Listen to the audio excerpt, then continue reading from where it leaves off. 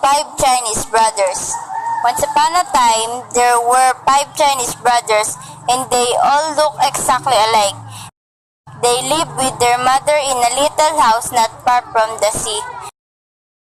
The first Chinese brother called Swallow the Sea. The second Chinese brother had an iron neck. The third Chinese brother called Stretch and stretch his legs. The fourth Chinese brother called Not Be Burnt. The fifth Chinese brother called Hold His Breath Indefinitely. Every morning, the first Chinese brother called Go Fishing, and whatever the weather, he would come back to the village with beautiful and rare fish which he had caught and could sell at the market for a very good price. One day, as he was leaving the marketplace, a little boy stopped him and asked him if he could go fishing with him. "No, it's could not be done," said the first Chinese brother. The little boy begged and finally the first Chinese brother consented. "Under one condition," said he, "and that is you shall obey me promptly." Yes, the little boy promised. Early the next morning, the first Chinese brother and the little boy went down to the beach. "Remember," said the first Chinese brother, "you must obey me promptly. When I make a sign for you to come back, you must come at once." Yes, the little boy promised. Then the first Chinese brother swallowed the sea, and all the fish were left high and dry at the bottom of the sea, and all the treasures of the sea lay uncovered. The little boy was delighted. He ran here and there, stuffing his pocket with strange pebbles, extraordinary shells, and fantastic algae. Near the shore, the first Chinese brother gathered some fish while he kept holding the sea in his mouth. Presently he grew tired. It is so very hard to hold the sea. So he made a sign with his hand for the little boy to come back. The little boy saw him but paid no attention. The first Chinese brother made great movements with his arms that meant come back, but did the little boy care? Not a bit, and he ran farther away. Then the first Chinese brother felt the sea swelling inside him, and he made desperate gesture to call the little boy back.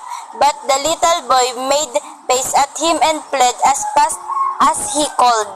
The first Chinese brother held the sea until he thought he was going to burst. All of a sudden, the sea forced its way out of his mouth, went back to its bed, and the little boy disappeared. When the first Chinese brother returned to the village alone, he was arrested, put in prison, tried and condemned to have his head cut off on the morning of the execution. He said to the judge, "Your Honor, will you allow me to go and bid my mother goodbye? It is only fair," said the judge. So the first Chinese brother went home, and the second Chinese brother came back in his place. All the people were assembled on the village square to witness the execution. The executioner took his sword and struck a mighty blow. But the second Chinese brother got up and smiled. He was the one with the iron neck, and they simply could not cut his head off. Everybody was angry, and they decided that he should be ground. On the morning of the execution, the second Chinese brother said to the judge, "Your Honor, will you allow me to go and bid my mother goodbye? It's only fair," said the judge. The second Chinese brother went home, and the third Chinese brother came back in his place.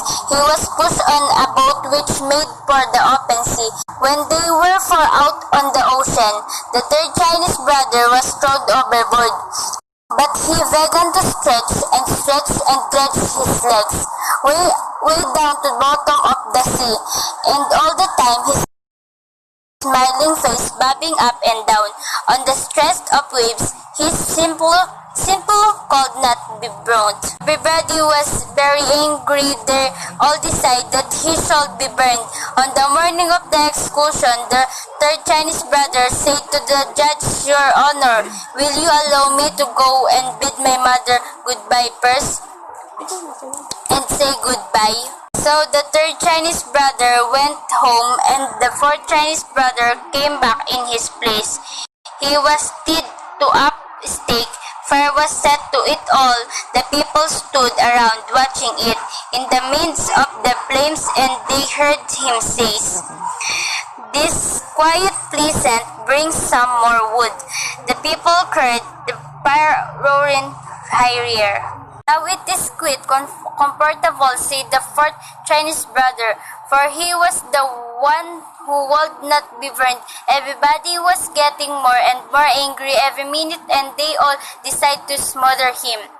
On the morning of execution, the fourth Chinese brother said to the judge, "Your Honor, will you allow me to go and bid my mother goodbye? It is only fair," and said the judge. So the fourth Chinese brother went home, and the fifth Chinese brother came back in.